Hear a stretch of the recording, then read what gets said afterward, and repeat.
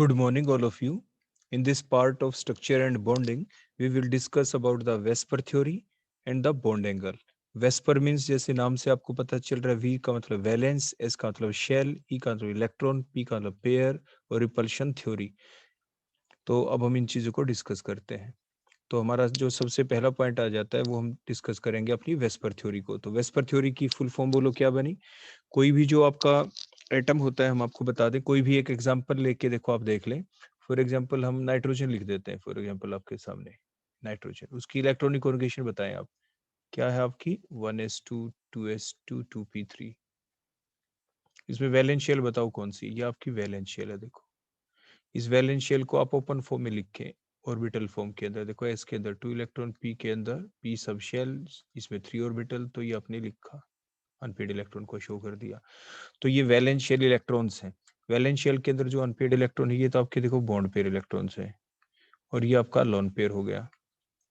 तो मीन्स यही इसका नाम था, इलेक्ट्रॉन पेयर। देखो, ये इलेक्ट्रॉन पेयर कौन कौन से है बोलो? यहाँ पे इलेक्ट्रॉन पेयर यहाँ पे दो टाइप के हैं। एक तो बोलो कौन से हो गए आपके? Loan pair. और दूसरे बोलो आपके कौन से यहाँ पे? Bond pair. दो जो सेंट्रल एटम है, फॉर एग्जांपल कोई भी कंपाउंड आप ले लें, जैसे हम नाइट्रोजन की बात करें, तो मान लीजिए नाइट्रोजन आपके पास, नाइट्रोजन के पास 3 ही अनपेड इलेक्ट्रॉन, मान लीजिए 3 हाइड्रोजन के साथ उसने मान लीजिए बॉन्ड बना लिए। देखो, 3 हाइड्रोजन के साथ, और फिर एक लोन पेयर भी है। तो एक लोन पेयर देखो, ये जो बच गया। अब ये क्या होगा? इनके बीच में रिपल्शन होगी। देखो, बॉन्ड है तो उसमें भी तो इलेक्ट्रॉन है, लेकिन ये स्ट्रॉन्गली बाउंड इलेक्ट्रॉन्स है। तो इन बॉन्ड पेयर के बीच भी रिपल्शन हो रही है, इधर बॉन्ड पेयर लोन पेयर के बीच भी रिपल्शन हो रही है। ताकि इनके बीच रिपल्शन कम से कम हो, तो जो सेंट्रल एटम है, इसके चारों तरफ जितने भी इलेक्ट्रॉन पेयर हैं, चाहे वो बॉन्ड पेयर हो चाहे वो लोन पेयर हो, मीन जो वैलेंस शेल है, वैलेंस शेल के अंदर जो इलेक्ट्रॉन पेयर हैं, उनके बीच क्या होती रहती है बोलो? रिपल्शन। उनके बीच क्या होगी? रिपल्शन। और वो रिपल्शन होने की वजह से जो बॉन्ड पेयर और लोन पेयर है, they arrange themselves around the central atom in such a way that there occur the minimum repulsion, means acquire the maximum stability and thus give rise to the structure. और वही इस molecule की structure बन जाएगी। Means अब यहाँ पे वैसे देखा जाए, अगर ये प्लेन ऑफ पेपर पे होते तो एंगल कितने का होना चाहिए था? 90 का। भाई 4 ही तो है, 3 तो बॉन्ड एक लॉन पेयर है, लेकिन ऐसा नहीं। अब इनके बीच में जो बॉन्ड एंगल होता है यहाँ पे एक्चुअल में, वो आपका 90 का नहीं, यहाँ पे बॉन्ड एंगल होता है 107 डिग्री। मीन्स सारे के सारे जो आपके बॉन्ड पेयर हैं या जो लोन पेयर है, ये आपके प्लेन के अंदर नहीं है। इट मीन्स ये प्लेनर स्ट्रक्चर नहीं है। तो यही बातें बताई valence shell electron pair repulsion theory के द्वारा। तो ये valence shell electron pair repulsion theory देखो क्या कहती है? ये कहती है कि it states that in the polyatomic molecule, जैसे अमोनिया लिया तो इसमें आपके दो से ज्यादा एटम है। देखो, एक नाइट्रोजन है, 3 H है, तो ये पॉलीएटॉमिक मॉलिक्यूल है, दो से ज्यादा होना। तो पोली का मतलब मैनी एटॉमिक। तो in the polyatomic molecule the valence shell electron means that is the bond pair और द लोन पेयर, जैसे भी आपको दिखा रखा है, arrange themselves around the central atom in space in such a way that there occurs the minimum repulsion between them and the maximum stability, and thus they give rise the shape and the geometry of the molecule। ये इसकी statement बन गई। Clear हो गया इतना? अब उसके बाद नेक्स्ट पॉइंट ये आ जाता है, जैसे हमारे पास ये अब एग्जांपल आ जाएंगे।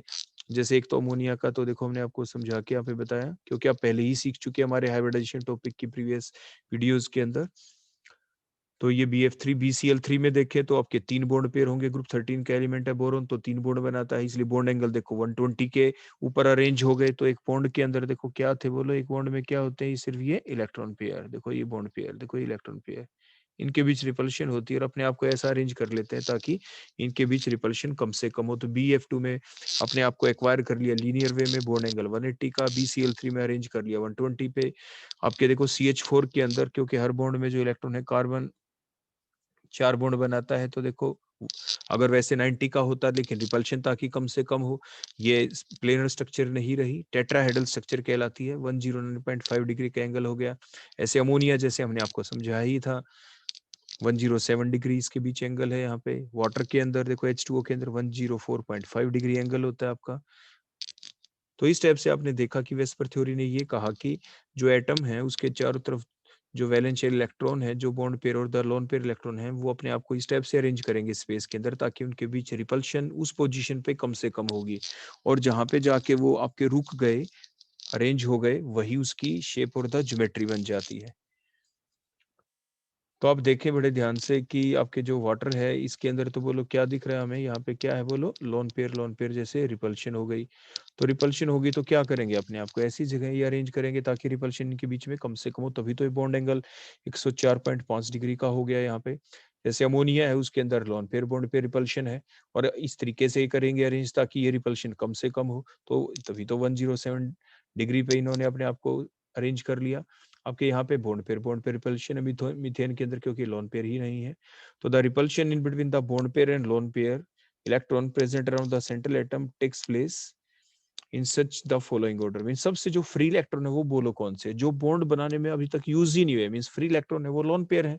तो मीन जो लोन पेयर जो रिपल्शन होती है ये सबसे स्ट्रॉन्ग रिपल्शन होती है as compare to the lone pair और देखो बॉन्ड पेयर, और सबसे कम रिपल्शन होती है बॉन्ड पेयर और बॉन्ड पेयर के बीच में, क्योंकि बाउंडेड इलेक्ट्रॉन बंधे हुए इलेक्ट्रॉन, फ्री इलेक्ट्रॉन नहीं है ये। तो ज्योमेट्री दो टाइप की होती है, एक तो आपकी रेगुलर ज्योमेट्री, दूसरी आपकी होती है इरेगुलर और द डिस्टॉर्टेड ज्योमेट्री। तो रेगुलर ज्योमेट्री बोलो कौन सी होती है, रेगुलर ज्योमेट्री वो होती है, अगर आपसे इनमें से पूछे वो कौन से मॉलिक्यूल हैं जिनमें सेंट्रल एटम के ऊपर आपको कोई लोन पेयर नहीं दिख रहा है। देखो BF2 में कोई लोन पेयर नहीं, BCl3 में कोई नहीं, CH4 मीथेन में कोई नहीं। तो ऐसी geometry in which the central atom is surrounded only by the bond pair electrons is called the regular geometry. और वो ज्योमेट्री जिसके अंदर the central atom is surrounded by both bond pair and the lone pair is called the irregular geometry. वो कौन दिख रहे हैं, जैसे अमोनिया में एक लोन पेयर, वाटर के अंदर दो लोन पेयर, तो ये इरेगुलर और द डिस्टॉर्टेड ज्योमेट्री कहलाती है, क्योंकि इरेगुलर रिपल्शन हो जाती है लोन पेयर, क्योंकि ज्यादा रिपल्शन दिखाते हैं इस वजह से। तो जहां पे उनकी पोजीशन होनी चाहिए, जैसे चार चीजें अरेंज करनी है, कार्बन के चारों तरफ चार चीजें, नाइट्रोजन के चारों तरफ भी देखो चार चीज है, तीन हाइड्रोजन एक लोन पेयर, और वाटर के अंदर भी ओ के चारों तरफ दो लोन पेयर और दो एच है। तो है तो 4 4 ना, कोऑर्डिनेशन नंबर तो 4 ही है ना, हर एक का कार्बन का कोऑर्डिनेशन नंबर देखो 4 है, चार से सराउंडेड है। नाइट्रोजन का भी कोऑर्डिनेशन नंबर 4 है, देखो 4 चीजों से सराउंडेड है, 3 एच एक लोन पेयर। ऑक्सीजन का भी कोऑर्डिनेशन नंबर 4 है, मीन्स वो 4 चीजों से सराउंडेड है, दो लोन पेयर हुई है। लेकिन लोन पेयर क्योंकि ज्यादा रिपल्शन दिखाते, मोस्ट आपके फ्री इलेक्ट्रॉन्स होते हैं ये, तो इसीलिए जो इनकी ज्योमेट्री है वैसी नहीं रही जैसी कि आपके मीथेन के अंदर थी। टेट्राहेड्रल नहीं बची आपकी, टेट्राहेड्रल ज्योमेट्री तो वही रही, कोऑर्डिनेशन नंबर क्योंकि 4 है। कोऑर्डिनेशन जो आपकी ज्योमेट्री होती है that depends upon the coordination number, तो कोऑर्डिनेशन नंबर तो सभी में 4 ही है। तो मीन्स ज्योमेट्री तो वही टेट्राहेड्रल, लेकिन शेप चेंज हो गई। शेप मीथेन की तो टेट्राहेड्रल ही रही, जैसे हम पहले हाइब्रिडाइजेशन वाले लेक्चर में आपको पढ़ा चुके हैं। अमोनिया में पिरामिडल और वाटर के अंदर आपकी वी और द बैंड शेप होती है। तो मीन्स द लोन पेयर जो है वो they causes the distortion in the regular geometry, so the irregular geometry is also called the distorted geometry. फिर उसके बाद ये बता दें कि कुछ आपकी जिनके अंदर लोन पेयर नहीं होते, जिनके अंदर बोलो क्या नहीं होते, बोलो मान लीजिए लोन पेयर ना हो, उस वक्त की बात बता रहे, जब लोन पेयर ना हो तो उस वक्त क्या होगा। फॉर एग्जांपल इन sp2, जैसे हमने ये sp2 हाइब्रिडाइजेशन आपके सामने देखी, देखो ये जो हमने ड्रा कर दी यहाँ पे, ये हमने sp3 देखी जैसे मीथेन वाला जो हमने केस ले लिया, और द sp3d2, उन सभी के अंदर क्या होता है कि जो एंगल होता है between all the hybrid orbital is same, वो हमेशा सेम ही रहता है, वो हमेशा क्या रहता है बोलो, सेम ही रहता है। सो the lone pair can occupy any position, means अगर जैसे sp हो गई sp2 हो गई, इसके अंदर देखो 120 का ही एंगल है आपके तीनों बॉन्डों के बीच में, चारों के बीच में जब कोई लोन पेयर नहीं था तो 109.5 का ही है। तो मींस क्योंकि इक्वली स्पेस्ड है ये हाइब्रिड ऑर्बिटल, अगर चारों तरफ कार्बन के 4 हाइब्रिड ऑर्बिटल हैं, बोरोन BCl3 बोरोन के 3 हाइब्रिड ऑर्बिटल हैं, तो लोन पेयर अगर किसी में आता है, जैसे यहाँ पे कोऑर्डिनेशन पर मीथेन का 4 था, अमोनिया में चले गए कोऑर्डिनेशन पर 4 है, 3 तो एच आ गए, लेकिन लोन पेयर कहाँ जाए। देखो इससे कोई फर्क नहीं पड़ता कि जहां पे जिस हाइब्रिड ऑर्बिटल के अंदर, देखो अपने यहाँ पे लोन पेयर दिखाया, इसको ना दिखा के जहां पे एच है, एच वाले ऑर्बिटल में यहाँ पे तो लोन पेयर दिखा दो, एच को यहाँ पे दिखा दो, उससे उससे कोई भी डिफरेंस नहीं होगा, एंड सो ऑन। तो ये हमने यहाँ पे शो कर रखा है कि इन sp2 sp3 और the sp3d2 hybridization the angle between all the hybrid orbital is same, so the lone pair can occupy any of the position, any of the hybrid orbital के अंदर वो जा सकता है। लेकिन अगर हम बात करें sp3d की और sp3d3 की, तो इनके अंदर ऐसा नहीं है, क्योंकि जो एंगल है between all the hybrid orbital is not same, वो हमेशा सेम नहीं होता। सो द लोन पेयर कहाँ जाएंगे, बेंट रूल की आप पहले वाला हमारा लेक्चर देखना, उसमें हमने फुल एक्सप्लेन कर रखा है कि आपके जो sp3d हाइब्रिडाइजेशन थी, जैसे अगर हम उसके अंदर थोड़ा सा आपको बता दें, जैसे PCl5 था उसके अंदर, तो देखो तीन जो बॉन्ड थे आपके वो तो आपके इक्वेटोरियल पोजीशन के ऊपर होते हैं, और 2 बॉन्ड देखो जो लंबे होते हैं वो एक्सियल पोजीशन के ऊपर होते हैं। तो ये जो एंगल होते हैं आपके यहाँ पे, इनके बीच में तो 120 डिग्री का एंगल होता है, और एक्सियल पोजीशन वाले देखो ये 90 डिग्री के एंगल के ऊपर होते हैं। ये हाइब्रिडाइजेशन हो गई आपकी sp3d के अंदर अगर हम बात करें तो। ठीक हो गया ना? ऐसे ही आपके sp3d3 अगर देखें तो जैसे 7 ऑर्बिटल हैं, 3 3 6 और एक 7, तो 5 तो पेंटागन की फॉर्म में होते हैं 72 डिग्री के ऊपर, 1 अबव और 1 बिलो द प्लेन 90 डिग्री के ऊपर होते हैं। तो वहां पे अगर लोन पेयर को हमें एंटर करवाना हो तो वो ऐसा नहीं, वो वहां पे जाएगा जहां पे उसको रिपल्शन कम से कम मिलती हो। जहां पे रिपल्शन क्या मिलती हो, कम से कम, मीन जहां पे बॉन्ड एंगल ज्यादा हो। मीन्स आपके sp3d हाइब्रिडाइजेशन जैसे आपकी ये वाली हो, तो यहाँ पे तो लोन पेयर जो है वो इक्विटोरियल पोजीशन पे आते हैं। देखो ये जो पोजीशन है, इक्विटोरियल पोजीशन पे लोन पेयर आएंगे, क्योंकि 120 डिग्री का गैप है। और अगर sp3d3 हाइब्रिडाइजेशन है तो वहां पे जो लोन पेयर है वो अपने आप को कहाँ पे अरेंज कर लेते हैं, वहां पे वो एक्सियल पे चले जाते हैं, क्योंकि एक्सियल वाले 90 पे दिखाएंगे। और sp3d3 में आपके जो इक्वेटोरियल इक्वेटोरियल वाले जो, क्योंकि वहां पे 5 हो जाते हैं, तो वहां पे 72 डिग्री का एंगल होता है, तो वहां पे गैप कम हो गया। तो ये आपको ध्यान रखना होता है कि लोन पेयर कहाँ जाते हैं। तो देखो ये जो 3 थी आपकी आपकी sp2 sp3 और sp3d2, इन सभी के अंदर तो क्योंकि वो इक्वी डिस्टेंट पे होते हैं सारे हाइब्रिड ऑर्बिटल, तो कहीं पे भी लोन पेयर को आप प्लेस कर दें। लेकिन sp3d में कहाँ पे प्लेस करेंगे, इक्वेटोरियल पे, ध्यान रखें, वही रिपल्शन फैक्टर है। और sp3d3 में एक्सियल पोजीशन पे जाएगा, वही आपका रिपल्शन फैक्टर है। और फुल डिटेल देखने के लिए आप पेंट रूल वाला लेक्चर आप देख सकते हैं। इसके बाद वेस्पर थ्योरी को पढ़ने के बाद हम नेक्स्ट देखेंगे हमारा अगला topic, that is the bond angle. तो बॉन्ड एंगल है क्या? देखो आपके पास कोई भी सेंट्रल एटम है, उस सेंट्रल जो एटम है वहां से जो 2 लाइनें आपकी एमर्ज होती है, जो 2 लाइनें निकलती है, मान लीजिए सेंट्रल एटम को रिप्रेजेंट किया यहाँ से, when the 2 lines are emerged in different direction, चाहे ये 2 डायरेक्शन हो सकती है, वो डायरेक्शन ये और ये भी हो सकती थी सेंट्रल एटम से, दैट में बी एनी डायरेक्शन। और उन्हीं डायरेक्शन में जाने के बाद उनके बीच का जो गैप है, जो एंगुलर डिस्टेंस है, उसे बॉन्ड एंगल कहते हैं। उसे बोलो क्या कहते हैं, बॉन्ड एंगल। क्लियर हो गया? तो now what is the definition? The angle in between the two adjacent bonds emerge from the same central atom. जो सेम सेंट्रल एटम है उससे आपके जो 2 एडजेसेंट बॉन्ड है उनके बीच का जो एंगुलर डिस्टेंस, उसी को आप क्या कहते हैं, बॉन्ड एंगल कहते हैं। The angle which is formed between the lines representing the direction of the bond is called the bond angle. उसे आप bond angle कहते हैं। क्लियर हो गया? bond angle की आपकी यूनिट उसको रिप्रेजेंट कैसे करते हैं आप बॉन्ड एंगल को? बॉन्ड एंगल को हम रिप्रेजेंट करते हैं in the form of degree, जैसे हम कहते हैं ये 5 डिग्री का, या इन मिनट्स जैसे लिखते हैं 109 डिग्री 28 मिनट, जैसे टेट्राहेड्रल एंगल होता है, या 109.5 डिग्री हम लिख देते हैं। तो बॉन्ड एंगल को हम रिप्रेजेंट करते हैं डिग्री, मिनट्स और द सेकंड्स के अंदर। अब वो कौन कौन से फैक्टर है जो बॉन्ड एंगल को अफेक्ट करते हैं? So there are different factor which affects the bond angle. Out of these different factor, first one is the hybridization factor. तो जैसे जैसे हम पीछे भी अभी पढ़ चुके हैं, जैसे जैसे हाइब्रिडाइजेशन चेंज होती है तो बॉन्ड एंगल अपने आप ही चेंज हो जाता है, क्योंकि जो सेंट्रल एटम है उसके चारों तरफ आपके जो नंबर ऑफ जो नेबरिंग एटम्स हैं वो कितने हैं, या आप ये कह सकते हैं नंबर ऑफ नेबरिंग एटम्स कितने हैं, या हाइब्रिडाइजेशन आप कह दें। तो number of lone pair electrons, number of neighbouring atom, central atom के चारों तरफ कितने हैं, वो उनकी वेस्पर थ्योरी के अनुसार वो क्या करेंगे, अपने आप को ऐसी जगह अरेंज कर लेंगे ताकि उनके बीच रिपल्शन क्या हो, कम से कम हो। और तो इट मीन्स बॉन्ड एंगल उनका अलग अलग ही हो जाता है। तो it means the bond angle depend upon the hybridization. For example अगर sp हाइब्रिडाइजेशन है तो देखो होगा क्या कि आपके जैसे सेंट्रल एटम हमने BF2 लिया, तो उनके बीच में बॉन्ड एंगल बोलो कितने का हो गया, 180 का, क्योंकि लीनियर स्ट्रक्चर। ये हाइब्रिडाइजेशन में हम डिटेल पहले आपको बता चुके हैं। sp2 ले तो एग्जांपल हो गया जैसे BCl3, तो जब वो अरेंज करेंगे वेस्पर थ्योरी के अनुसार बॉन्ड पे, जो आपके इलेक्ट्रॉन पेयर हैं, जब अपने आप को अरेंज करेंगे सेंट्रल एटम के चारों तरफ ताकि उनके बीच रिपल्शन कम से कम हो, तो बॉन्ड एंगल कितने पे वो अपने आप को अरेंज करते हैं, 120 के ऊपर। Hybridisation sp2।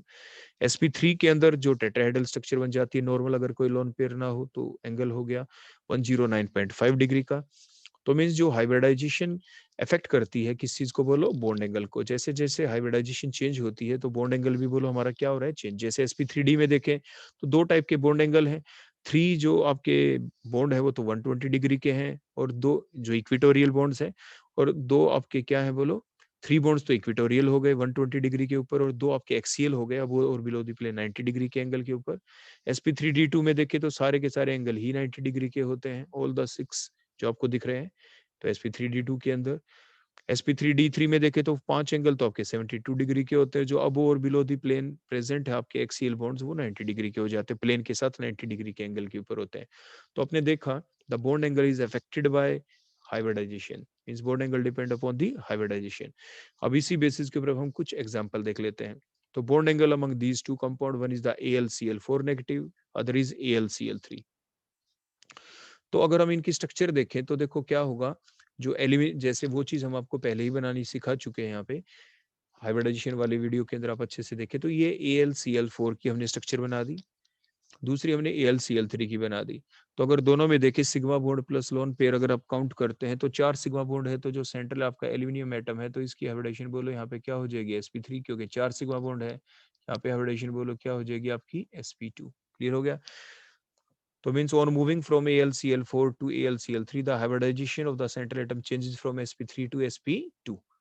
तो फिर क्या होगा, and thus the bond pair electron in AlCl4 positive and AlCl3 जो है arrange themselves around the central aluminum atom in such a way that there occurs the minimum repulsion to give rise the tetrahedral structure in case of the AlCl4 negative and the trigonal planar structure in case of the AlCl आपके 3 and the bond angle for the tetrahedral बोलो आपके कितना होता है, पहले ही पढ़ चुके हैं। तो एंगल इसके अंदर कितना हो जाता है 109.5 डिग्री, और यहाँ पे बोलो एंगल कितने का हो जाता है 120 डिग्री। तो बॉन्ड एंगल बोलो किस में ज्यादा हो गया, AlCl3 is greater than AlCl4 negative हो जाता है।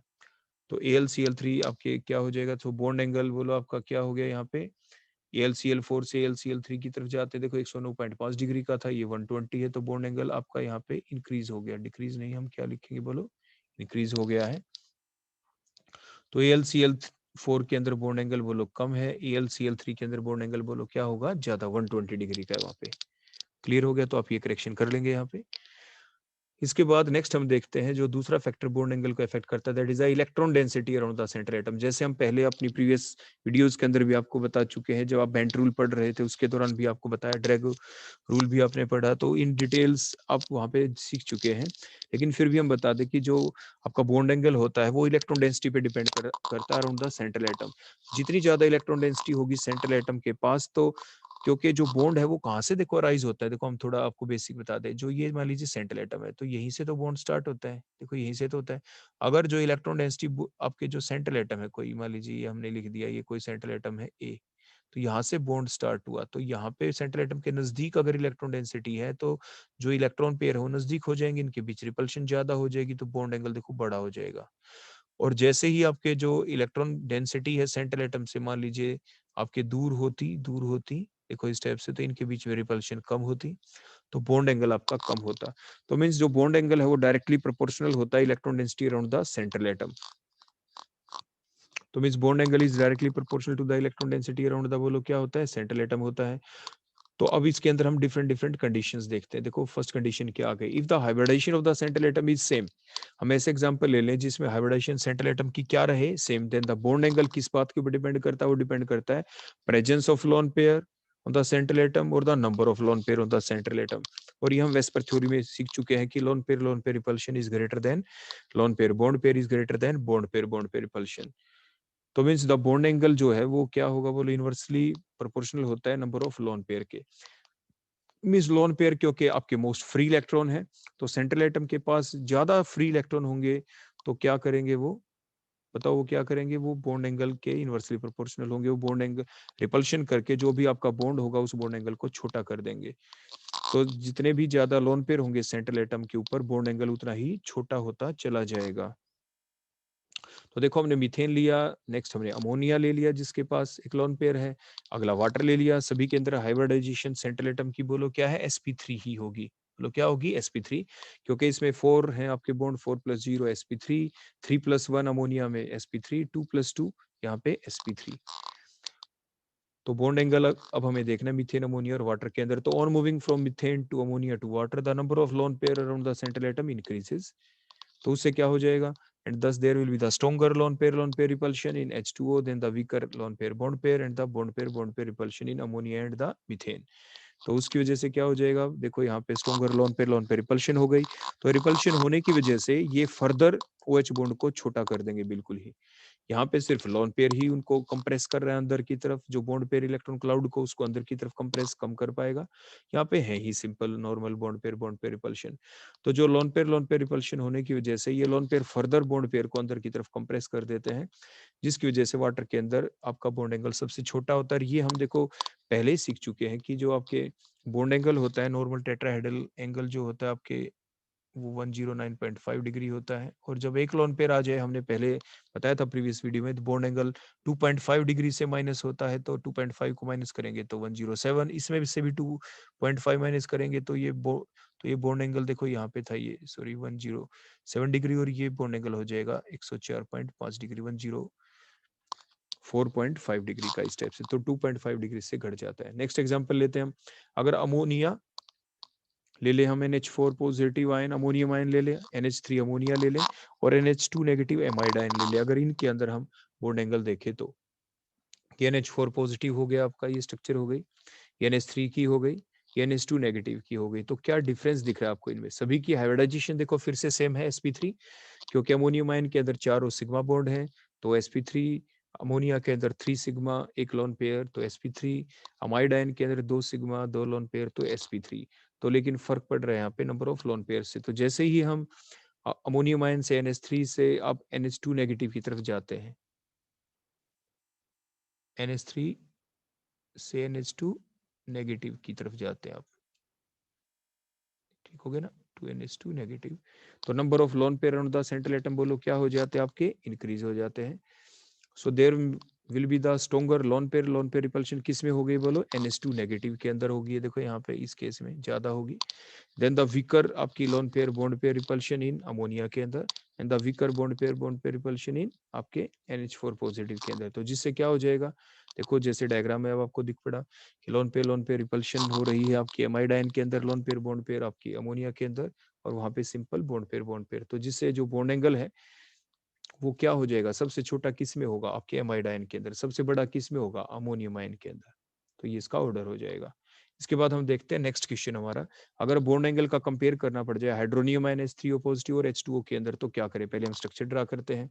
तो ये स्ट्रक्चर होगी आपकी H3O पॉजिटिव की, और ये स्ट्रक्चर हमारी वाटर की। तो उसी टाइप से बिल्कुल सेम जैसे अभी हम ऊपर पढ़ रहे थे, हाइब्रिडाइजेशन सेम है सेंट्रल एटम की, 4 है कोऑर्डिनेशन नंबर दोनों का, 4 कोऑर्डिनेशन नंबर है, तो जिसकी वजह से हाइब्रिडाइजेशन sp3, तो हम क्या लिखेंगे, on moving from H3O positive to H2O की तरफ the number of lone pair on the central atom increases. H3O positive में एक लोन पेयर है और वाटर के अंदर आपके 2 लोन पेयर है, उससे क्या होगा, स्ट्रॉन्गर लोन पेयर रिपल्शन होगी किसके अंदर, वाटर के अंदर, और weaker lone pair bond pair repulsion होगी किसके अंदर, आपके H3O पॉजिटिव के अंदर। इसलिए जो बॉन्ड एंगल है वो डिक्रीज हो जाएगा आपके वाटर के अंदर, ज्यादा डिक्रीज हो जाएगा, तो H3O पॉजिटिव का बॉन्ड एंगल बड़ा होगा देन द वाटर के अंदर से। अब नेक्स्ट हम देखते हैं जो फैक्टर इफेक्ट करता है बॉन्ड एंगल को, electronegativity of the central and the neighbouring atom, कि जो सेंट्रल एटम है उसकी, हम ऐसे एग्जांपल आपस में ले लें जिसमें सेंट्रल एटम अलग अलग हो, दोनों एग्जांपल के अंदर, जैसे H2O H2S दोनों के अंदर सेंट्रल एटम सेम नहीं है, तो मींस इलेक्ट्रोनेगेटिविटी का डिफरेंस आ जाए ऐसा हो, या नेबरिंग एटम की इलेक्ट्रोनेगेटिविटी का डिफरेंस आ जाए, तो वन बाय वन वो देखते हैं। तो जो बॉन्ड एंगल होता है वो डायरेक्टली प्रोपोर्शनल टू, जैसे मैंने बताया, electronegativity of the central atom होता है, और inversely proportional to the electronegativity of neighbouring atom होता है। अगर सेंट्रल एटम की इलेक्ट्रोनेगेटिविटी ज्यादा होगी तो सेंट्रल एटम के चारों तरफ इलेक्ट्रॉन डेंसिटी बढ़ जाएगी और आपके बॉन्ड एंगल ज्यादा हो जाएगा। अगर नेबरिंग एटम की इलेक्ट्रोनेगेटिविटी ज्यादा है तो वो सेंट्रल एटम के चारों तरफ से इलेक्ट्रॉन डेंसिटी को कम कर देगा, सेंट्रल एटम के चारों तरफ इलेक्ट्रॉन डेंसिटी कम हो जाएगी, और जिसकी वजह से बॉन्ड एंगल भी आपका कम हो जाएगा। तो यही बातें हैं कि सेंट्रल एटम की इलेक्ट्रोनेगेटिविटी जितनी ज्यादा होगी, सेंट्रल एटम के चारों तरफ इलेक्ट्रॉन डेंसिटी ज्यादा होगी, ज्यादा रिपल्शन और बॉन्ड एंगल बड़ा हो जाएगा। और इसके रिवर्स, अगर जो नेबरिंग एटम उसकी इलेक्ट्रोनेगेटिविटी ज्यादा, तो वो सेंट्रल एटम के चारों तरफ से इलेक्ट्रॉन डेंसिटी को डिक्रीज कर देगा, इसलिए सेंट्रल एटम के चारों तरफ इलेक्ट्रॉन डेंसिटी कम हो जाएगी, तो इसलिए जो इलेक्ट्रॉन पेयर के बीच रिपल्शन कम होगी और बॉन्ड एंगल भी कम होगा। तो सबसे पहले हम हमारे फर्स्ट फैक्टर को देखते हैं, अगर जो सेंट्रल एटम को अफेक्ट करने वाले हैं, तो उस टाइप के हमारे एग्जाम्पल। तो पहला एग्जाम्पल हमारा आ गया ग्रुप 15 में, अगर अमोनिया और PS3 को देखें तो इनके बीच का बॉन्ड एंगल, तो नाइट्रोजन की कॉन्जुगेशन आप पहले से जानते हैं, उसके पास 3 बॉन्ड पेयर होते हैं और एक लोन पेयर होता है। तो ये स्ट्रक्चर हमारी अमोनिया की बन जाती है। सिमिलरली फास्फोरस इसके बिल्कुल नीचे ही है, तो 2s2 2p3 की बजाय 3s2 3p3 हो जाएगा। सिर्फ वैलेंस शेल का एक नंबर ही बढ़ता है, तो ये pH3 की स्ट्रक्चर आ गई। दिखने में एक जैसे दिखते हैं, लेकिन बॉन्ड एंगल किसका कम किसका ज्यादा, तो डिफरेंस रहा आपके सेंट्रल एटम के ऊपर। तो कुछ सेंट्रल एटम कौन है? अमोनिया में नाइट्रोजन है, और फॉस्फीन के अंदर pH3 के अंदर फास्फोरस है। कौन ज्यादा इलेक्ट्रोनेगेटिव है? तो due to the small size and high electronegativity of the central atom in NH3, तो जो ये आपके बॉन्ड पेयर हैं, देखो ये नाइट्रोजन NH बॉन्ड वाले, ये नाइट्रोजन के देखो ज्यादा नजदीक आ जाएंगे, देखो यहाँ पे। तो इलेक्ट्रॉन डेंसिटी बोलो क्या हो गई? इंक्रीज हो गई एन नाइट्रोजन के चारों तरफ। तो यहाँ पे आपकी क्या होगी बोलो? रिपल्शन ज्यादा होगी। तो bond pair electron are more strongly attracted towards the nitrogen atom than phosphorus इतने ज्यादा अटैक नहीं कर पाएगा, देखो थोड़े दूर ही रहेंगे। तो इलेक्ट्रॉन डेंसिटी सेंट्रल एटम के चारों तरफ किसमें ज्यादा होगी? अमोनिया के अंदर। And thus the electron density increases to a large extent around the central atom. Central कौन से atom? Nitrogen atom then the phosphorus atom. So there will be the more bond pair repulsion in, बोलो किसके अंदर? Ammonia. And less bond pair repulsion in pH3। तो इसलिए bond angle किसका ज्यादा होगा बोलो? आपके NH3 इज ग्रेटर देन, बोलो क्या हो जाएगा? pH3। तो ये हमारा वो क्वेश्चन था जो जिसमें कैसे इफेक्ट हुआ on the basis of electronegativity of the central atom. Next देखते हैं हमारा एग्जांपल। अगर हम बॉन्ड एंगल का कंपैरिजन करें H2 और H2S के बीच में, ग्रुप नंबर 16 का हाइड्राइड है, तो देखो सबसे पहले कॉन्जुगेशन, ऑक्सीजन की दो बॉन्ड पेयर, दो लोन पेयर, ऑक्सीजन दो बॉन्ड बनाएगा, तो ये स्ट्रक्चर हो जाएगी।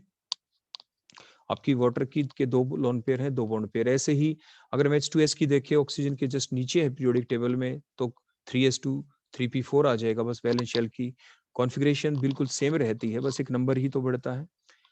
तो ये H2S की स्ट्रक्चर। लेकिन बात आई बॉन्ड एंगल की, तो जो आपका ऑक्सीजन है वो ज्यादा इलेक्ट्रोनेगेटिव है, तो जिसकी वजह से जो बॉन्ड पेयर इलेक्ट्रॉन है वो सेंट्रल एटम के देखो ज्यादा नजदीक आ जाएंगे, ऑक्सीजन के पास आ जाएंगे, देखो बॉन्ड पेयर इलेक्ट्रॉन। इसलिए इलेक्ट्रॉन डेंसिटी ऑक्सीजन के चारों तरफ इंक्रीज हो जाएगी। So due to the small size and high electronegativity of oxygen atom, देखो यहाँ पे O आएगा, ऑफ ऑक्सीजन एटम इन, यहाँ पे क्या आ जाएगा बोलो? In H2O, than sulphur atom in, बोलो क्या आ जाएगा यहाँ पे? H2S। ठीक हो गया? The bond pair electron are more strongly attracted towards the oxygen atom than the sulfur atom, and the electron density increases to a large extent around the oxygen atom than the sulfur atom. So there will be the more bond pair repulsion in H2O than in H2S. तो इसलिए जो bond angle है वो किसमें ज्यादा होगा बोलो? Water का ज्यादा होगा H2S से। एक चीज और ध्यान रखें, देखो ये तो हम यहाँ पे सीख लेते हैं कि जो वाटर के अंदर बॉन्ड एंगल ज्यादा है और क्या ना H2S के अंदर कम है, ऐसे ही आपने पीछे देखा था अमोनिया फास्फीन के अंदर। लेकिन देखो ये जो गैप दिख रहा है ना इतना ज्यादा 104.5 डिग्री, और एकदम देखो शार्प जो डिक्रीज है 92 डिग्री का, वो क्यों है? तो इसके जानने के लिए आप हमारी प्रीवियस वीडियो देख सकते हैं ड्रैगो रूल की, अगर आपने नहीं देखी है तो। उसके अंदर वे ड्रैगो रूल यूज ही ये किया गया था कि जो एक्सेप्शनल जो ये ड्रास्टिक जो चेंज आता है, ड्रास्टिक जो डिक्रीज हुआ है बॉन्ड एंगल का, वो क्यों? ये तो हम सिंपली एक्सप्लेन कर देते हैं यहाँ पे अपनी वेस्पर थ्योरी के बेसिस के ऊपर कि भाई बॉन्ड एंगल किसका कम किसका ज्यादा क्यों है, लेकिन ये एक्सप्लेन यहाँ पे हम नहीं कर पा रहे कि इतना ड्रास्टिक चेंज क्यों है, इतना ज्यादा चेंज क्यों आया। तो उसके लिए आप की फुल एक्सप्लेनेशन दे रखी है आपके लिए, आप ड्रैगो रूल वाली वीडियो को आप देख सकते हैं अच्छे से, और ये इस बात को समझ सकते हैं। तो नेक्स्ट हम अपना एग्जांपल लेते हैं जिसके अंदर हम देखेंगे कि अगर इलेक्ट्रोनेगेटिविटी सेंट्रल एटम की बजाय अगर नेबरिंग एटम की हम चेंज कर दे तो क्या होगा। तो हमारा फार्मूला वही रहेगा कि जो बॉन्ड एंगल है वो सेंट्रल एटम की इलेक्ट्रोनेगेटिविटी के डायरेक्टली प्रोपोर्शनल होता है, और नेबरिंग एटम की इलेक्ट्रोनेगेटिविटी के इनवर्सली प्रोपोर्शनल होता है। तो फिर अब हम देखते हैं सब, अब उसके बाद इलेक्ट्रोनेगेटिविटी ऑफ नेबरिंग एटम के बारे में। जो नेबरिंग एटम अगर उसकी इलेक्ट्रोनेगेटिविटी हम क्या कर देते हैं बोलो? उसकी इलेक्ट्रोनेगेटिविटी अगर हम अफेक्ट कर दे तो क्या होगा? More the electronegativity of the neighbouring atom, laser will be the electron density around the central atom. Central atom के वो इलेक्ट्रॉन को अपनी तरफ अट्रैक्ट कर लेगा, कम होगा, तो सेंट्रल एटम के चारों तरफ इलेक्ट्रॉन डेंसिटी कम, और इलेक्ट्रॉन डेंसिटी सेंट्रल एटम के चारों तरफ कम, तो बॉन्ड एंगल भी कम होगा। क्योंकि जो बॉन्ड एंगल होता है वो किसके ऊपर डिपेंड करता है? Directly proportional to the electron density around the central atom. तो बॉन्ड एंगल अगर अब हम देखना चाहें NH3 और NF3 के बीच, क्योंकि सेम है इसमें सेंट्रल एटम, तो देखो नाइट्रोजन ही है। नेबरिंग एटम हमने चेंज किया, अमोनिया में H है, NF3 में आपका F है। तो ये हमने स्ट्रक्चर ड्रा कर दी NH3 और NF3 की। तो इसमें क्या हुआ? देखो सेंट्रल एटम कौन है यहाँ पे? नाइट्रोजन है दोनों में। तो NF3 में देखो मोर इलेक्ट्रोनेगेटिव जो एलिमेंट है फ्लोरीन, वो क्या करेगा? वो अपनी तरफ इलेक्ट्रॉन को अट्रैक्ट कर लेगा। मींस नाइट्रोजन के चारों तरफ इलेक्ट्रॉन डेंसिटी बोलो क्या हो गई है, कम। ठीक हो गया। तो due to the high electronegativity of the fluorine atom in NF3 than the H atom in NH3, the bond pair electrons are more strongly attracted towards the F atom than the H atom, and thus the electron density increases. तो कहाँ पे बोलो increase हो गई है? To a large extent around the central nitrogen atom in NH3 के अंदर ज्यादा increase है then the बोलो कि किसके अंदर, NF3 के अंदर, क्योंकि वहां पे तो decrease हो गई है।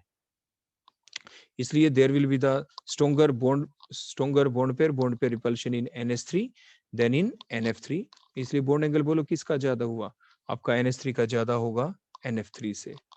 क्लियर हो गया। तो ये हमने सेंट्रल एटम की इलेक्ट्रोनेगेटिविटी को चेंज करके दिखाया। नेक्स्ट हम देखते हैं, देखो अपना ये नेक्स्ट एग्जांपल लेते हैं H2O और OF2 के बीच में, बिल्कुल इसी टाइप से। तो हमने ये H2O की स्ट्रक्चर बनाई जिसमें सेंट्रल एटम O है और नेबरिंग एटम H है। ऐसे ही अगर हम स्ट्रक्चर बना दें OF2, तो हमने नेबरिंग एटम ही चेंज किया है बस।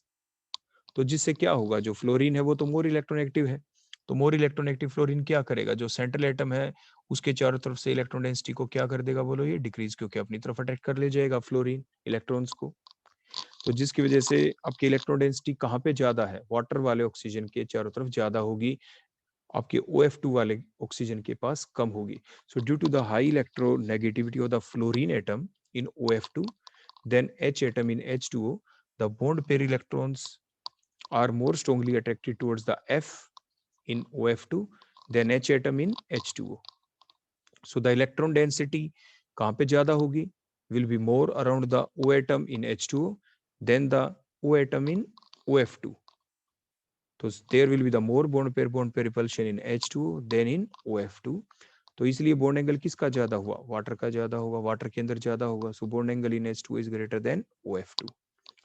इसके बाद नेक्स्ट हम देखते हैं कि अगला पॉइंट हमारा, अगर देखो ये बड़ा इंपॉर्टेंट चीज है ध्यान रखने की आपके लिए, if the central atom doesn't have any lone pair, central atom के पास पहली बात कोई लोन पेयर ना हो और नेबरिंग एटम बिल्कुल सेम हो, then the electronegativity of central atom or the neighboring atom has no effect on the bond angle। तो bond angle के ऊपर कोई इफेक्ट नहीं डालेंगे। जैसे फॉर एग्जांपल ग्रुप 13 के हैलाइड्स देख ले, आप कोई भी ले ले, चाहे BF3 ले ले, क्योंकि तीनों F है तो तीनों इक्वली ही अट्रैक्ट कर रहे हैं, Cl है तो वो भी इक्वली ही अफेक्ट कर रहे हैं, मींस चारों तरफ से इक्वली अफेक्टेड है। तो जिसकी वजह से जो रिपल्शन होगा all around the central atom वो इक्वल रहेगा, चाहे फ्लोरीन हो चाहे वो क्लोरीन हो, तो जिसकी वजह से बॉन्ड एंगल भी सेम रहेगा।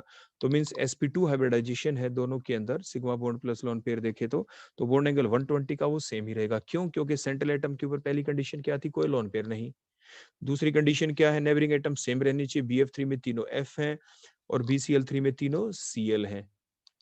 और इलेक्ट्रोनेगेटिविटी का आप चाहे बदल भी दिया, देखो आपने नेबरिंग एटम की बदल दी, वहां पे फ्लोरीन लगाया BF3 में, यहाँ पे BCl3 में Cl लगा दिए तीनों, लेकिन तीनों सेम होने चाहिए, ये ध्यान रखना है। नेबरिंग एटम सेम हो, बदल दिए आपने, BF3 में F से BCl3 में Cl कर दिए, लेकिन है तो तीनों Cl ही, वहां पे है तो तीनों F ही, तो जिसकी वजह से बॉन्ड एंगल पे कोई भी इफेक्ट नहीं पड़ेगा। देखो BBr3 हो गया, AlF3 ले लिया हमने, उसी टाइप से सारे के सारे ग्रुप 13 के हैं, तो बॉन्ड एंगल क्या रहेगा सभी के अंदर, बिल्कुल सेम। AlCl3 देखो हमने ले लिया।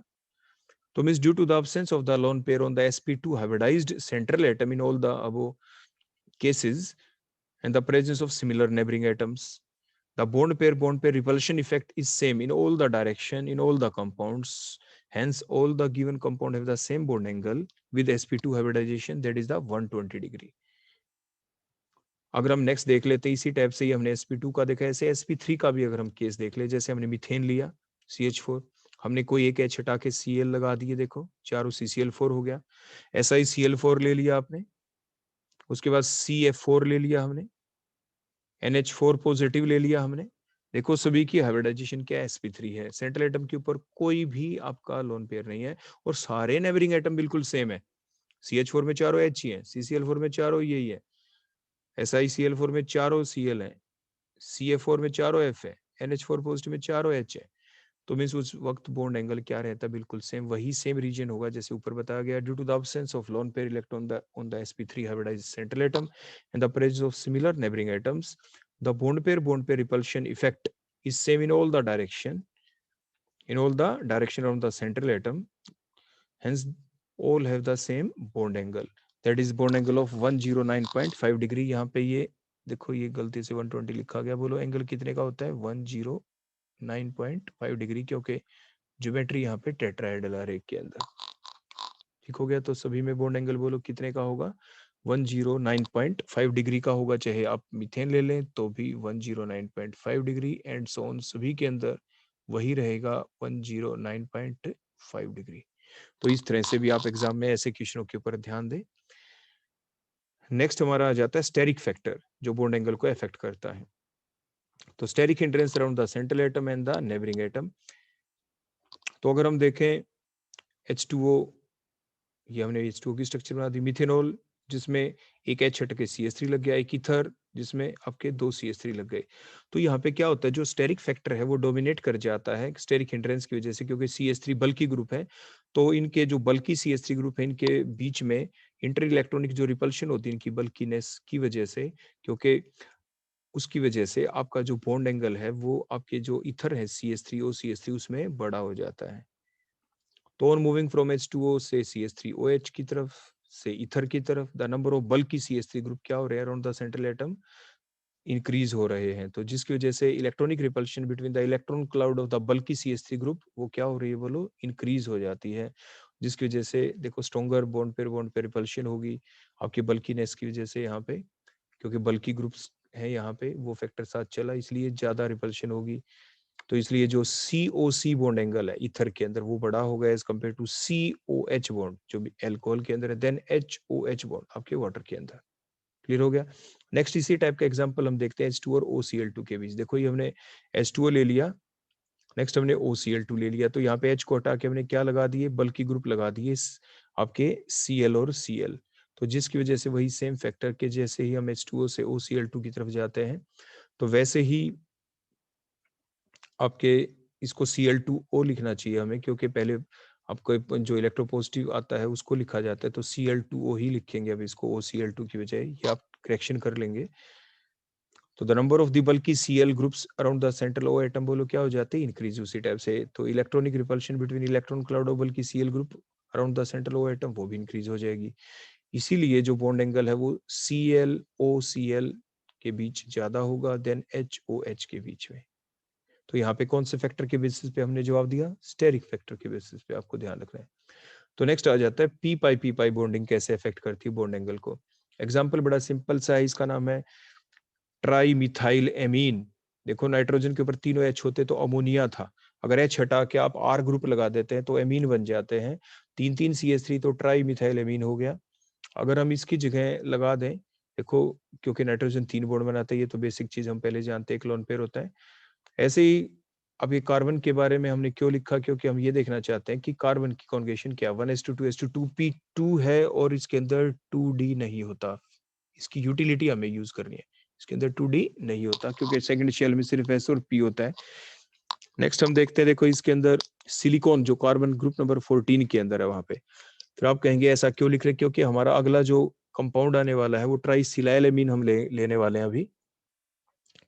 तो जो सिलिकॉन में देखे तो देखो कार्बन के बिल्कुल नीचे पीरियोडिक टेबल में तो 2s2 2p3 जो आपकी वैलेंस शेल है की कॉन्जुगेशन है उसको हम नंबर बढ़ा के चेंज कर देंगे तो 3s2 3p2, लेकिन 3 में डी भी होता है, तो इसके अंदर वैकेंट डी ऑर्बिटल होते हैं सिलिकॉन के अंदर। तो उससे क्या होगा, देखो जो स्ट्रक्चर है ट्राइसिलाइलएमीन की अमोनिया जैसी होनी चाहिए, मिथाइल की जगह CH3 मिथाइल ग्रुप होते हैं, और जो आपके SI जो H3 होते हैं वो आपके सिलाइल ग्रुप होते हैं। बोलो कैसे ग्रुप होते हैं, वो आपके सिलाइल ग्रुप होते हैं। तो इससे होगा क्या, इससे ऐसा हो जाता है कि जो कार्बन है उसके पास तो देखो वैकेंट ऑर्बिटल है नहीं, लेकिन जो सिलाइल ग्रुप है सिलिकॉन उसके पास बोलो क्या है, वैकेंट ऑर्बिटल है, जिसकी वजह से नाइट्रोजन के पास जो लोन पेयर वो बोलो किस में हमने देखा था, ये इसलिए इसको कहते हैं बोलो यहाँ पे P pi d pi bonding, क्योंकि डी ऑर्बिटल आ गया सिलिकॉन के ऊपर, क्या आ गया बोलो, डी ऑर्बिटल आ गया, तो इसको आप बोलते हैं P pi d pi bonding. बोलो कौन सी बॉन्डिंग कहलाती है, दैट कॉल्ड द पी पाई, क्योंकि पहले जो बॉन्ड बन गया हो तो सिग्मा है, जो अगला बॉन्ड अब बनेगा ओवरलैपिंग से पाई बॉन्ड होगा, सो कॉल्ड द पी और डी के बीच, so called the p pi d pi bonding.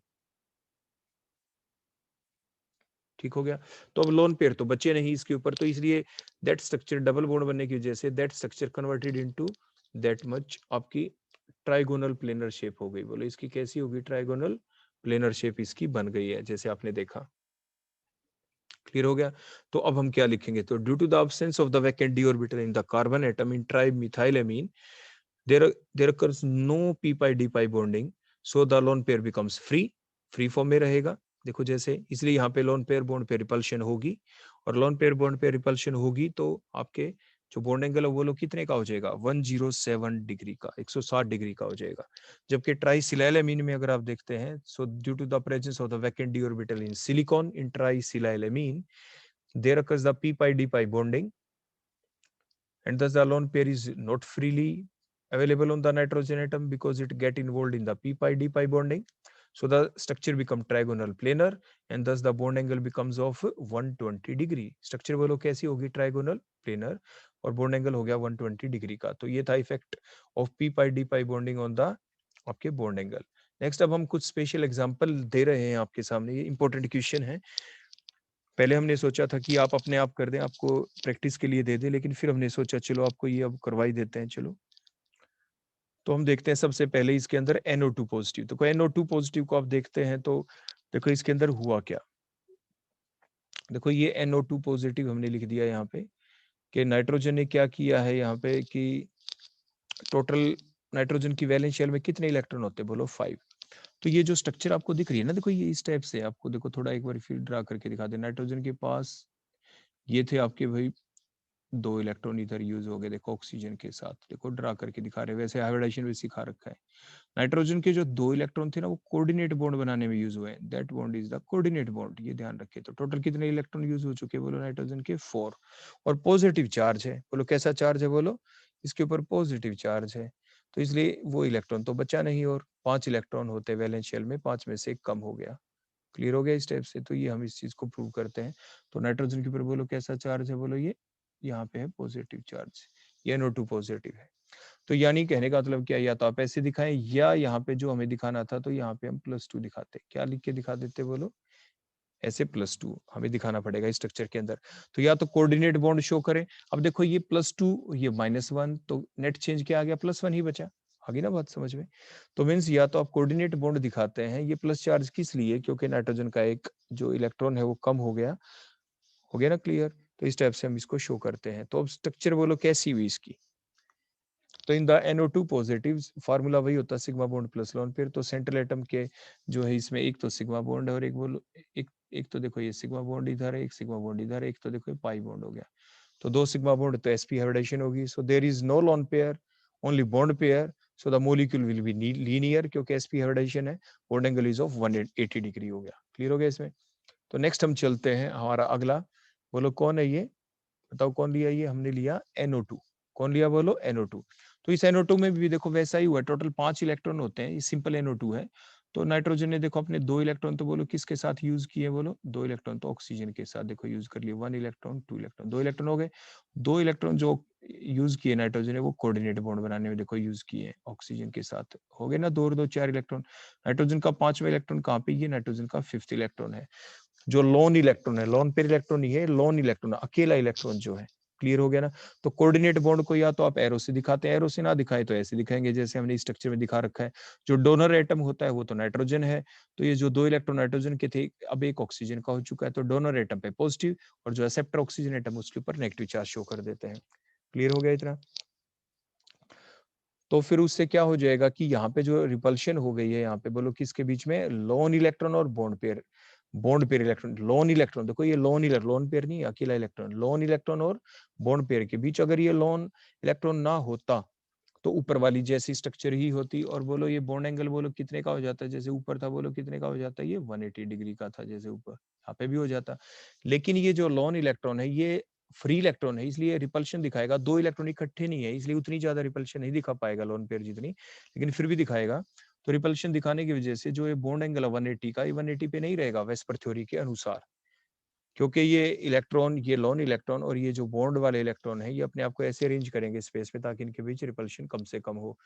तो लोन जो इलेक्ट्रॉन है बॉन्ड पेयर को रिपल्शन करके बॉन्ड एंगल को 180 का नहीं रहने देगा, तो bond angle now becomes less than 180 degree, 180 degree. लेकिन ऐसा भी नहीं है कभी आप ये कहें कि जी ये दिखने में तो 120 दिख रहा है, नो, 120 से तो ज्यादा ही रहेगा, लेकिन 180 से कम हो जाएगा यहाँ पे। तो इन द NO2 क्या होगा, the central atom has sp hybridisation, उसी type sigma bond plus lone pair के बेसिस पे इसमें एक लोन इलेक्ट्रॉन है, तो इसके अंदर अब वीकर लोन इलेक्ट्रॉन बॉन्ड पे रिपल्शन होगी जो लोन पेयर से कम होती है, इसलिए जो बॉन्ड एंगल होता है ये 180 डिग्री से तो देखो कम हो गया, लेकिन 120 से तो ज्यादा ही रहेगा। अब नेक्स्ट लेते हैं हमारा अगला मॉलिक्यूल, हमारा अगली स्पीसी, अगली आयनिक species NO3 negative. NO3 negative की स्ट्रक्चर है देखो आपकी, जिसमें एक नाइट्रोजन है, उसने 2 बॉन्ड बना लिए देखो यहाँ पे, ठीक है ना, और 2 ऑक्सीजन है इसके ऊपर, जैसे जो हमने अटैच करते हुए दिखा रखी। तो देखो ये स्ट्रक्चर कैसे बनी होगी, तो बड़ी सिंपल सी बात है कि जो एक पोजीशन तो वैसी ही है, ये आपको उसके अंदर हम खैर सिखा भी चुके हैं पहले आपके हाइब्रिडाइजेशन वाले टॉपिक के अंदर, कि ये स्ट्रक्चर ऐसी हमारी क्यों बनी। तो इसके अंदर आप ध्यान से देखें कि आपके हाइब्रिडाइजेशन क्या है इसकी, sp2 है, तो sp2 होगी तो बोलो इसमें क्या होगा, बॉन्ड एंगल 120 का होना चाहिए। तो there will be the normal bond pair repulsion, so the bond angle is of 120 degree, क्योंकि लोन पेयर तो कोई इसमें बचा नहीं, कोई भी लोन पेयर इसके अंदर नहीं है, तो इसमें normal bond pair repulsion, bond angle 120 का है। उसके बाद नेक्स्ट हम देख लेते हैं हमारा ये जो अगली स्पीसी है, ये है NO2 नेगेटिव। बोलो ये कौन है, NO2 नेगेटिव। तो NO2 नेगेटिव में देखते हैं तो ये स्ट्रक्चर NO2 नेगेटिव की हो गई, जिसपे लोन पेयर आ गया अब यहाँ पे, तो यहाँ पे लोन पेयर बॉन्ड पे रिपल्शन हो जाएगी। हाइब्रिडाइजेशन देखो वही है कि 2 तो सिग्मा एक लोन पेयर sp2 जैसे ऊपर थे, लेकिन ऊपर वाले में आपके कोई लोन पेयर नहीं था, तो आपने देखा कि लोन पेयर आने की वजह से बॉन्ड एंगल डिक्रीज हो जाता है, सेंट्रल एटम पे लोन पेयर आ जाए तो बॉन्ड एंगल देखो डिक्रीज हो जाएगा, लेस देन 120 हो जाएगा यहाँ पे। तो in NO2 negative the central atom has sp2 hybridization like the above one NO3 negative की तरह, but there is one lone pair electron the central atom, so there will be a stronger lone pair bond pair repulsion exerted by the lone pair, so the bond angle becomes less than 120 degree. तो ये हमारा बड़ा important question था, आप इसको अच्छे से याद करें। ऐसी एक चलो एक प्रैक्टिस और करवा देते हैं आपकी, 1 क्वेश्चन और लेंगे हम, तो इसलिए बॉन्ड एंगल का ये ट्रेंड हमने लिख दिया यहाँ पे, क्लियर हो गया। तो इस चीज को आप अच्छे से समझ कर ऐसे याद रखें। बिल्कुल ऐसा ही एक क्वेश्चन और है जिसमें सारी कॉन्सेप्ट जितने फैक्टर थे जो अफेक्ट कर रहे थे बॉन्ड एंगल को, वो इंक्लूड हो जाएंगे आपके। तो देखो next, explain the order of bond angle among these, Cl2O, ClO2, ClO2 negative, ClO3 negative. अब वन बाय वन इनको देखते हैं। देखो तो ऑन मूविंग फ्रॉम ClO3 से ClO3 नेगेटिव से ClO2, Cl2 और ClO2 नेगेटिव की तरफ जाते हैं, तो उससे देखो हो क्या जाता है, the number of lone pair around the central atom increase. जैसे ClO3 की स्ट्रक्चर अगर हम ड्रा करते हैं ClO3 की, तो उसके अंदर आपके जो सेंट्रल Cl है उसके पास बोलो क्या बच गया, एक लोन पेयर, क्या बच गया बोलो, उसके पास एक लोन पेयर बच गया। देखो ग्रुप 17 का है आपका क्लोरीन, बोलो किसका, ग्रुप नंबर 17 का है। तो इसलिए आप बड़े ध्यान से देखें, हमने 7 इलेक्ट्रॉन क्लोरीन के चारों तरफ देखो कैसे ये जो डबल बॉन्ड है इसके अंदर क्लोरीन के 2 इलेक्ट्रॉन यूज हो गए, 2 2 4 5 6 और एक 7, देखो 7 के 7 इलेक्ट्रॉन हमने अरेंज करके दिखा रखे हैं। इसके बाद नेक्स्ट हम स्ट्रक्चर देखते हैं हमारी, बोलो कौन सी आ गई है, हमारा अगला कंपाउंड हमने लिया ClO2, बोलो कौन लिया ये हमने, ClO2। अगर हम इसको लेते हैं ClO2 के अंदर, तो इसके अंदर जो सेंट्रल Cl एटम है उसके ऊपर एक तो लोन पेयर और एक लोन इलेक्ट्रॉन बच जाता है। एक क्या बच जाता है बोलो, लोन इलेक्ट्रॉन। ये क्वेश्चन वैसे भी इंपॉर्टेंट है, विच सब्सटेंस इज पैरामैग्नेटिक, ऐसे करके कौन सी स्पीसी जिसके पास अकेला इलेक्ट्रॉन दिखाई दे वो स्पीसी पैरामैग्नेटिक होती है, जैसे लास्ट वाला जो क्वेश्चन था उसके अंदर भी देखा। तो उस टाइप के क्वेश्चन में भी ये चीजें यूज हो सकती है। स्ट्रक्चर ड्रा करें जिसपे अकेला लोन इलेक्ट्रॉन दिखाई दे, वो सब्सटेंस पैरामैग्नेटिक है। क्लियर हो गया। तो इसके अंदर अपने ये देखा। नेक्स्ट आप देखते हैं, ये आपका बोलो कौन है, Cl2O। तो इसकी स्ट्रक्चर हमने ड्रा की, सेंट्रल एटम ऑक्सीजन है, इसके चारों तरफ देखो 6 इलेक्ट्रॉन हमें अरेंज करने थे, 2 और 2 4 इलेक्ट्रॉन, 2 बॉन्ड तो ऑक्सीजन ने Cl के साथ बना लिए, और आपके तो 2 इलेक्ट्रॉन यूज हो गए, तो 4 बच गए लोन पेयर की फॉर्म में। तो ये स्ट्रक्चर आपकी Cl2O की बन गई। उसके बाद नेक्स्ट है हमारी ClO2 नेगेटिव। तो ये ClO2 की स्ट्रक्चर है आपकी। तो सेंट्रल आपका क्लोरीन एटम है, उसके चारों तरफ 7 इलेक्ट्रॉन करने हैं, 2 इलेक्ट्रॉन तो क्लोरीन के यूज हो गए ऑक्सीजन के साथ, एक इधर O नेगेटिव जो है ऑक्सीजन जिस पे नेगेटिव चार्ज है, 3 इलेक्ट्रॉन तो क्लोरीन के यहाँ यूज हो गए, बच गए 4 इलेक्ट्रॉन, वो लोन पेयर की फॉर्म में है। तो इस टाइप से आप ध्यान रख लेते हैं जैसे हाइब्रिडाइजेशन में आपको सिखाया गया था। तो अब देखो क्या हुआ।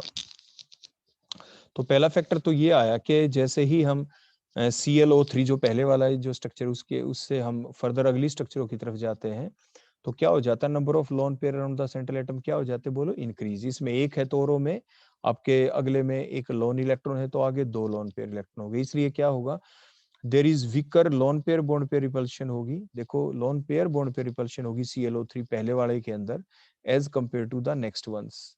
वहां पे stronger lone electron lone pair repulsion है, उससे थोड़ी स्ट्रॉन्गर, और सबसे ज्यादा लोन पेयर रिपल्शन है। तो हमने देखा था जितने ज्यादा लोन पेयर होंगे उतना ही बॉन्ड एंगल कम होता चला जाएगा। इसलिए सबसे ज्यादा बॉन्ड एंगल बोलो किसका हुआ, देखो तो 21 में लोन पेयर बॉन्ड पे रिपल्शन है, नेक्स्ट वाले में देखा था लोन इलेक्ट्रॉन लोन पे रिपल्शन, और नेक्स्ट दोनों के अंदर लोन पे रिपल्शन है। तो लोन पे रिपल्शन स्ट्रॉन्गर है तो बॉन्ड एंगल सबसे छोटा होगा। तो लास्ट वाले दोनों में लोन पे है तो उनका तो हम बाद में अभी कंपैरिजन करते हैं। तो लेकिन सबसे ज्यादा किस में रहा, जिसमें सबसे कम रिपल्शन हुई बॉन्ड एंगल के चारों तरफ, इसलिए बॉन्ड एंगल देखो जो ClO3 का है वो बड़ा होगा, किससे, ClO2 से, क्योंकि उसमें आपकी लोन इलेक्ट्रॉन लोन पेयर है।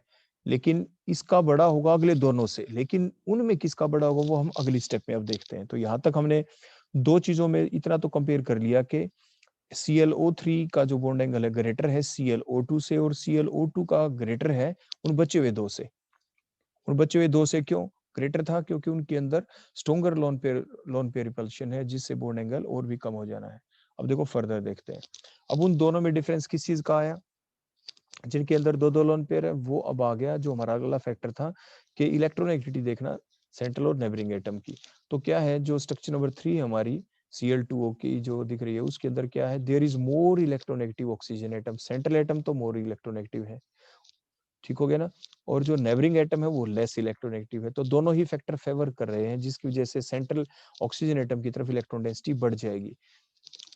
अब देखो यहाँ पे तो सेंट्रल एटम बोलो कौन है, यहाँ पे ऑक्सीजन, देखो ये मोर इलेक्ट्रोनेगेटिव है, यहाँ पे हो गया ना, मोर इलेक्ट्रोनेगेटिव है ये ऑक्सीजन एटम, बोलो क्या है ये, मोर इलेक्ट्रोनेगेटिव है। और दूसरे एग्जांपल में देखेंगे तो जो सेंट्रल एटम है बोलो क्या है, वो लेस इलेक्ट्रोनेगेटिव है। तो सेंट्रल एटम जितना ज्यादा इलेक्ट्रोनेगेटिव होता है उसके चारों तरफ इलेक्ट्रॉन डेंसिटी बढ़ जाती है, और इलेक्ट्रॉन डेंसिटी ज्यादा तो बॉन्ड एंगल भी ज्यादा, बॉन्ड एंगल भी बोलो क्या ज्यादा। तो बॉन्ड एंगल ही नहीं में तो कंपेयर करना था किसमें कम किसमें ज्यादा।